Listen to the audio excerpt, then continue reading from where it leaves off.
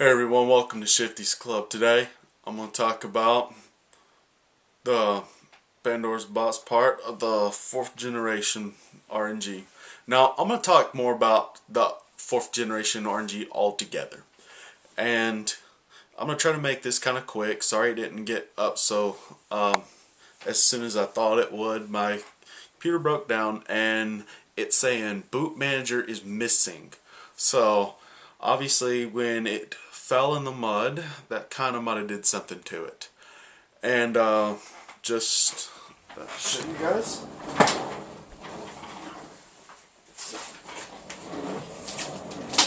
It's kind of, you can see kind of there, it's got a little bit, I mean, mud kind of got all into it right here. And surface should be okay, but I'm thinking when it primarily got into here, that was going to be a problem, but it's okay. I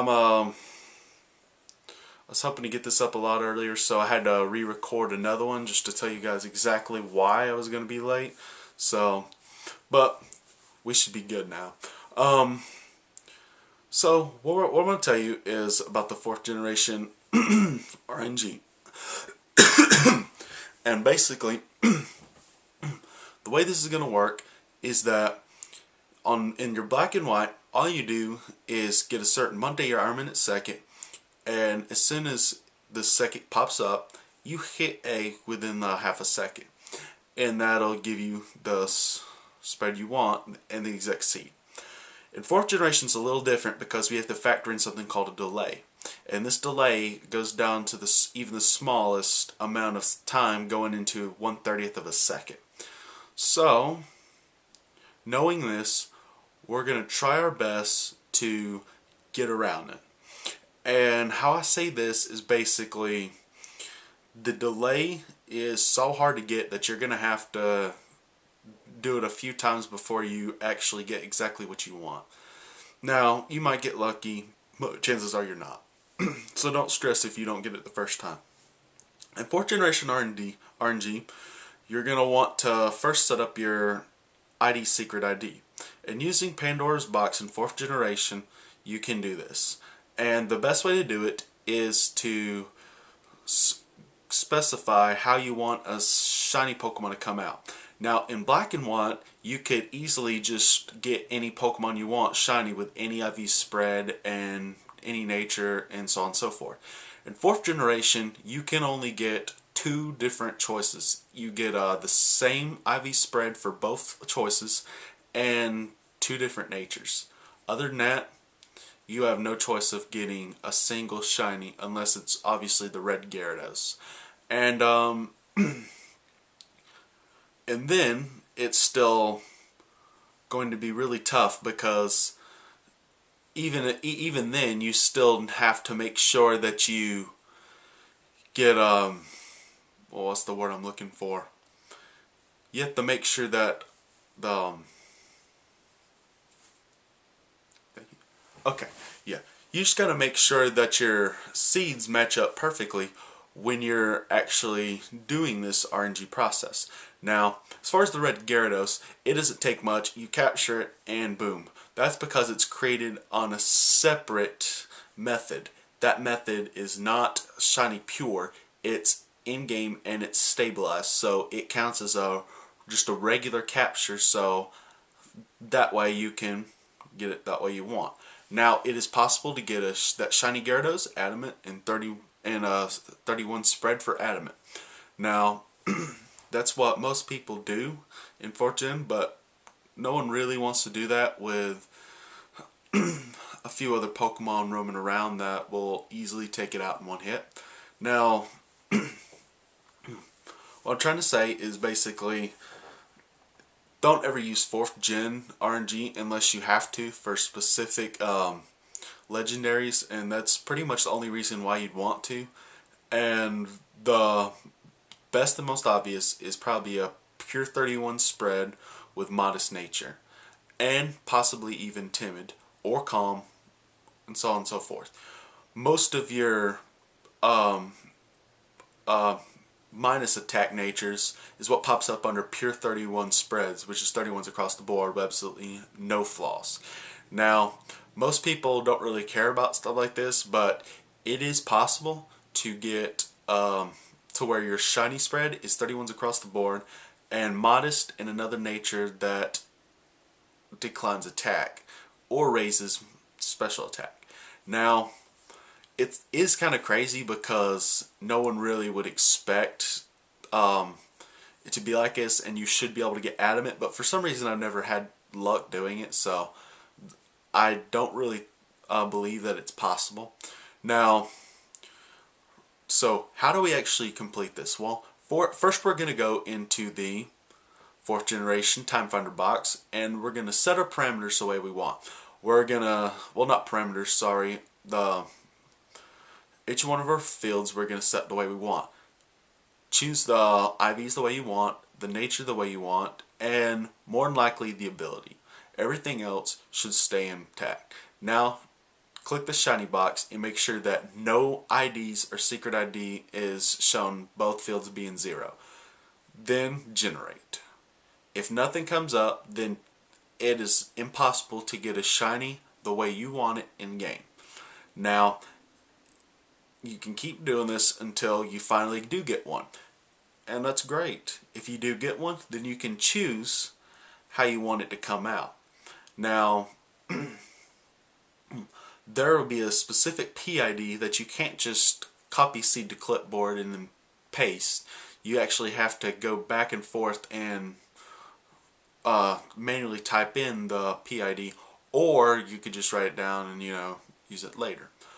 But what I do is I keep a notebook, and of all my PIDs and everything, I keep a big notebook, and I go through my notes time to time to make sure that I'm doing it right.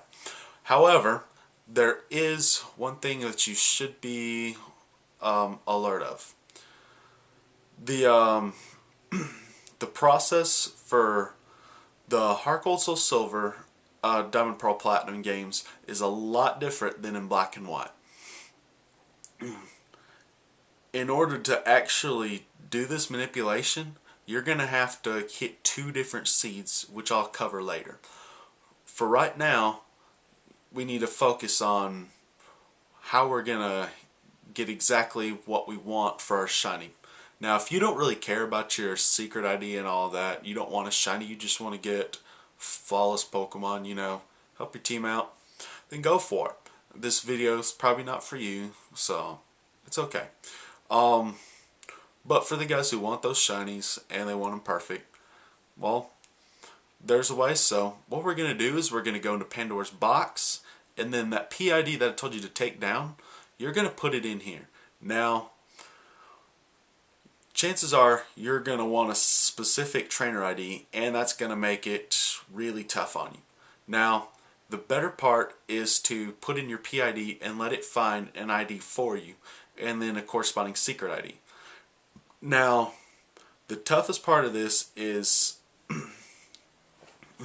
actually finding a specific trainer ID with a specific PID, which is almost impossible unless you just absolutely luck out. Now, I will go over this, that when you're looking up the different IDs, for most games you want to keep about a 6,000 delay, and the reason I say that is because it's gonna be a lot difficult to get that far when just starting up the game, because you have to go through the process of talking to the old bastard, and you have to put in your name, and then he has to go blah blah blah about this and that and all that bull crap. Then you finally get to the point right before you get into the game. So that specific point, the amount of time between the time you actually start the game, or let me rephrase that, the time you change your time is the same time your first timer will start, and then when you enter the game, your second timer will start. So your second timer should be able to cover a specific delay. So just try it once before you get in there, so you know exactly what delay to hit, so you know how long it takes you to get that. So, and I would definitely cover about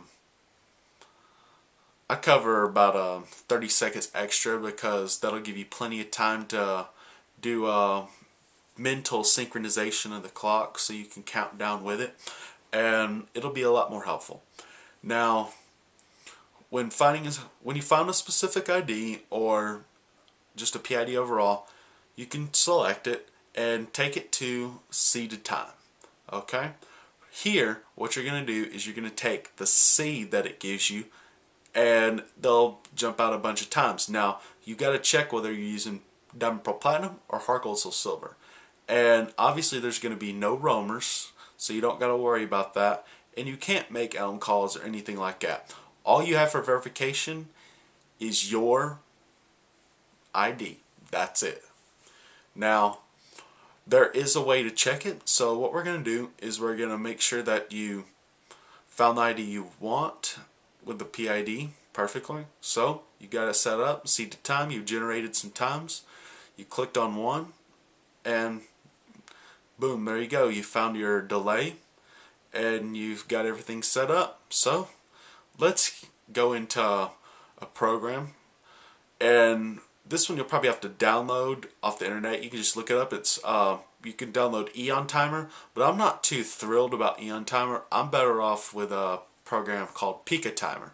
The reason why is because this is a pure Java program, and Java is probably one of the more reliable programs. Not saying anything bad about Eon Timer because it is a really good program, but Pika Timer is a little more accurate. So as soon as it hits 0, it really does mean hit 0. It doesn't wait for about 200 to 300 delay before giving you the signal to hit A. So probably the best thing to do is download Pika Timer and get yourself set up. Now, the newest stuff that you probably haven't seen is it's okay. I mean, it's new and I'm here to help. But there are some things that you need to fix and some things that you need to leave alone. Now, when you're looking at your calibrated delay, usually leave it at 488. This will more than likely help you get the exact time you're looking for. Now, sometimes in Diamond Pearl and Platinum, you'll have to get it up to about 600, and that'll be for a specific calibrated delay. But don't worry, calibrated delay doesn't really mean as much as our other values. Now, our delay is what we're going to put in for what we get. Now, you're going to type this delay into the box, and then you're going to go over to the next box, and it's going to show a specific calibrated second. Now, this second should usually be kept to 14 or 15. If it's Heart Gold Soul Silver, usually 14 is what we keep it to all the time. But if you're not having any luck and you can't find a single delay around your wanted delay within 150 of the first try, move it up to 15 and try again. Now, eventually it's going to work for you. And once you've messed around with the delay, it's gonna go. So don't worry if you don't hit the delay the first time. It's not the end of the world. Trust me. It will take a few tries. And for the new people, it's probably going to take you about 50 tries to get it the first time. And then after that, you'll eventually get it down pat. But, as I must say, now we're going to finally do exactly what we need to, and that's do our first 4th generation seed. So, what we're going to do is go into our DS with our game in our DS, and we're going to go to our calendar, and we're going to change the month, day, year. Then we're going into the clock, and we're going to put in an hour and minute. And now, here's the crazy part. Pika Timer does run, and it's very accurate. Now, that specific hour, minute, second that it gives you is not going to be the exact time that you set your DS to. However, what you do is you go into Pika Timer and click Create Timer. With the information it gave you, such as the wanted delay and wanted second, it's going to factor those in and give you a specific timer, and it'll tell you how many minutes to set the clock back before you take off. So usually it's going to be 3 minutes when you're 2 or 3 minutes usually when you're doing this, but sometimes it'll be 1, but usually your second delay is going to be somewhere around 150 160 seconds. So but Pika Timer does know what it's doing, so set it to that many minutes before exactly what you're trying to get. So say your timer was supposed to be say your time in your delay is 12:05:01, and it's saying to minutes before timer is 2. You'd basically take 12:05:01, take off the 1, and just keep the minutes. Then subtract that many minutes away from what you got. So if it's 2 minutes before the timer, you'd use 12:03 to start with, and then as soon as you set that time, what you're going to do is you're going to hit the start button on Pika Timer at the exact same time. Now what you probably want to do is hit start once and then clear timer, and then go and hit start again, so it's got time to sync with the computer's RAM, so it won't freeze up and you'll get a way off delay. So you'll hit them both at the same time. Boom, turn your DS off, turn it on, wait at the screen for to load up the game. As soon as that timer hits 0, hit the A button, go into the game, talk to the professor, blah blah blah, put your name in, blah blah blah, and then wait at either if you're playing Diamond, Pearl, Platinum, wait at the screen with the TV at the very last of it. You want to wait there. However, if you're playing Heart Gold, Soul Silver, you want to wait where the guy says, "I'll see you later," before you minimize. And the coolest thing about this is that from that point right there, that's when the actual seed is created. So as soon as you hit A, the seed's generated. Now what you have to do is obviously hit the start menu, or Y in this case, and go to yourself and look and see what your ID is. Chances are it's not going to be what you wanted, but that's okay. Now what you're going to do with this ID that you got is you're going to put it into Pandora's box again, but we're going to find our time or we're going to find our exact C or our delay, or what we hit, by putting in our ID and the exact time that you had when you entered the game, such as, like I said, 12:05:01. But say your month was, say your the day was March the 6th, 2009. Okay. Now I know it's 2013, but still, just say it was. Now you'll go in and you'll put in your values, put in your ID, and you'll come up with a delay. Chances are it's not the specific delay that you had. But take this number into account. If you hit really close to 0 both times, chances are that that delay is going to be really close to what you want. If it's not, then subtract that delay from the delay you had, and take that number and basically subtract it from what you from the delay you had. But what I'm trying to say is you'll subtract it regardless. Say your delay is 2082 and you hit 2182. So you'd subtract 2182 from 2082, and that would be 100 even. Now say you hit 1982 instead of 2082, by some weirdness that'd be negative 100. So you subtract negative 100. Regardless, you're subtracting the value. So it'd be just like adding 100.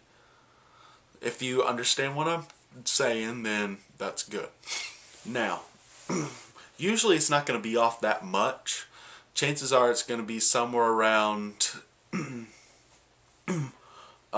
it's 2082, chances are going to be somewhere around 2048, 2052, and so on and so forth. But if it's a odd or even delay, opposite of what you're looking for, say you're 2082, and if it's 2111, then you want to change your year. Just go down 1 year, which would be 2000. Say you're at 2000, like I said, March 6, 2009. Go down to 2008. Then you should be hitting even delays from that point.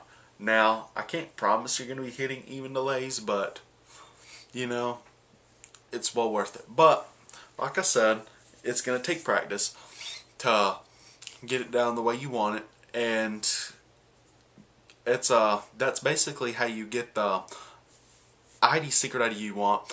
And when you go into 4th generation games and you try to catch a Pokemon with that specific PID going in the seed, what you're gonna do is sorry guys, and what you're gonna do is basically go into the game, find your 4th generation. You're gonna type in the IV spread you had, basically all your information.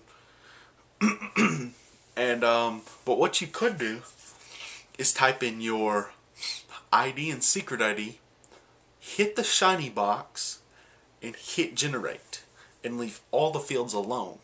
And chances are you're gonna see what you got. Now, mine's 14326, but obviously you don't want to take that.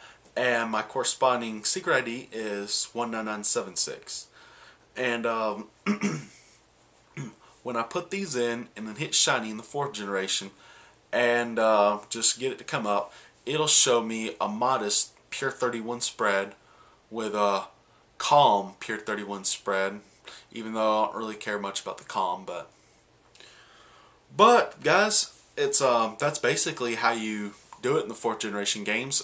Breeding's not really as important. I mean, if you really need to in the 4th generation games, then all the power to you. But I'm telling you right now, it's going to be a lot easier in your 5th generation games to breed that way, because there's really no attacks that you can get then that you can't get now, thanks to Black and White 2's